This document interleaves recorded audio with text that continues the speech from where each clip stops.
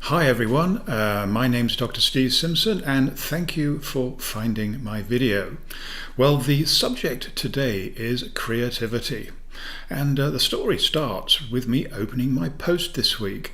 Now, normally I expect to get the bills as usual, and as usual the rejection letters from casting producers. I do occasionally get an acceptance, but that is the exception. Anyway, this week I got lucky.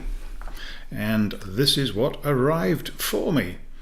A little book on one of my favorite subjects, and one of the subjects that I know almost nothing about, which is strange. So back to the creativity. When my clients are having a bit of a block, they will ask me what can they do to get themselves unstuck. And so I say, well, how about hanging out where creative people hang out? Might just rub off on you. Or if you don't fancy that, visit an art gallery or a museum, or indeed anything, any place that is associated with the products of creative minds. Well, there is also another source, and this gentleman who wrote the book that I just showed you, his name is Hugh Shields, and at the beginning of this year he turned up to one of my meetup groups in London. Can't remember what we were talking about, but I said something that for some strange reason resonated deeply within him, and what it was: if you want to get lucky, you have to put yourself into the game. Well, that's not exactly a profound comment, but that doesn't matter. It hit its target, and it gave Hugh a bit of a push to start writing a book that he had in his head somewhere. And the other thing that I wrote in my book, Get Lucky Now, that also had an effect on him was this little sentence, and it reads: Jung even held long conversations with Albert Einstein about the possible connection between synchronicity and the theory of relativity, as well as quantum mechanics.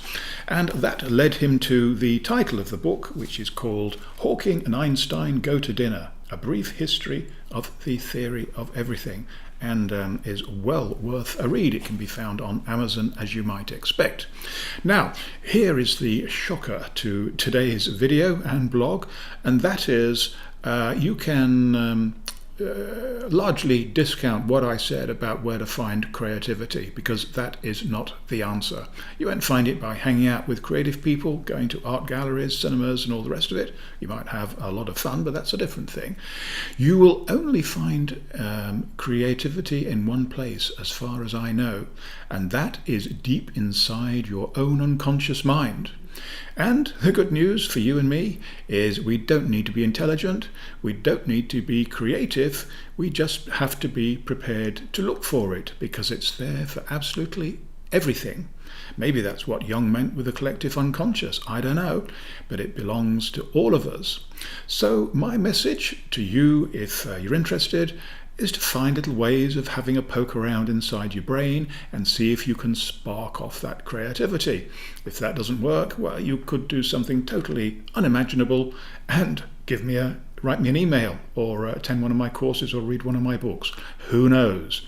There's many ways to find it, and most of them are good fun anyway.